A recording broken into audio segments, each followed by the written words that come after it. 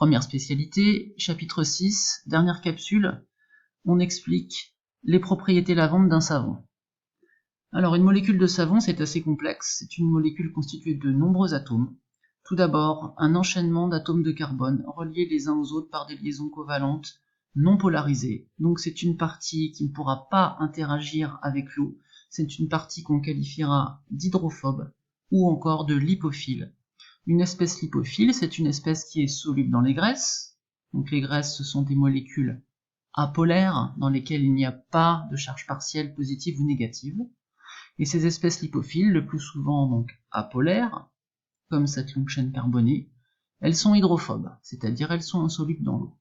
Mais une molécule de savon, c'est aussi une partie hydrophile, une partie en fait ici anionique. Dans cette partie anionique, vous avez une fonction carboxylate, C double liaison O, c'est donc un anion associé à un cation. Et donc là, vous voyez apparaître des charges. Donc cette partie de la molécule sera de caractère antagoniste avec la précédente. Elle sera qualifiée d'hydrophile. Une espèce hydrophile, c'est une espèce chimique qui est soluble dans l'eau. Elle est le plus souvent polaire. Et elle va pouvoir établir des liaisons hydrogènes avec les molécules d'eau. Alors, comment ça se passe pour un savon? Vous avez donc ces deux caractères, je le disais, antagonistes. Une longue chaîne carbonée hydrophobe et une petite tête polaire.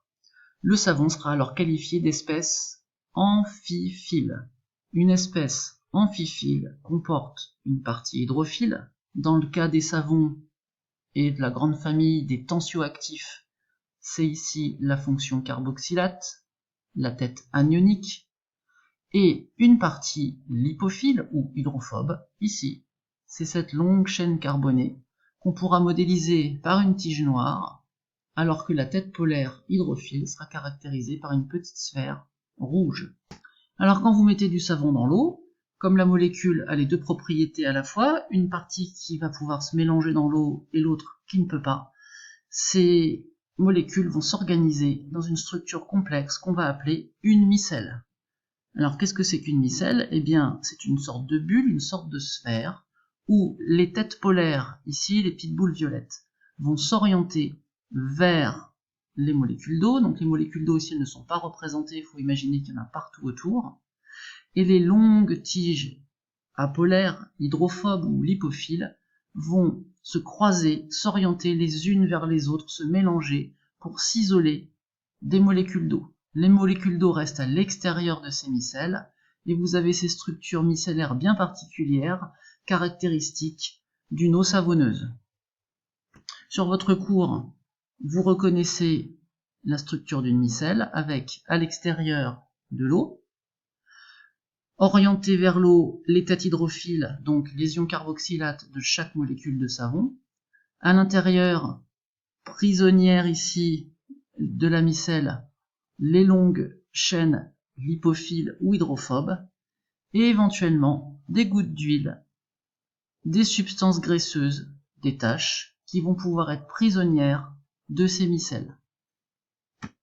Vous retiendrez donc la phrase du cours, les propriétés moussantes et lavantes d'un savon proviennent de son caractère amphiphile, et en fait sont liées à la formation de micelles. Alors pourquoi un savon ça lave? Regardez sur ce schéma. Sans savon, l'eau pure n'interagit pas avec les taches de gras, puisque l'eau est polaire et les molécules représentant ici une tache de gras sur la peau ou sur un tissu sont apolaires. En revanche, en présence d'eau savonneuse, les molécules aux propriétés amphiphiles vont pouvoir interagir avec les substances graisseuses, avec les taches, en enfonçant leur chaîne lipophile ou hydrophobe dans ces taches, en les détachant de ce fait, en les désagrégeant, en les isolant en microparticules de gras et en les piégeant au milieu des micelles qui pourront être évacuées avec les eaux de rinçage. Alors de l'eau savonneuse, ça interagit avec les taches de gras, mais aussi avec les virus. Dans l'actualité, on vous dit qu'il faut bien se laver les mains pour éviter d'attraper le coronavirus. Pourquoi? Les virus, en particulier le coronavirus, ça fonctionne de la façon suivante. C'est constitué d'un patrimoine génétique, isolé par une membrane de nature lipidique, c'est-à-dire une membrane hydrophobe.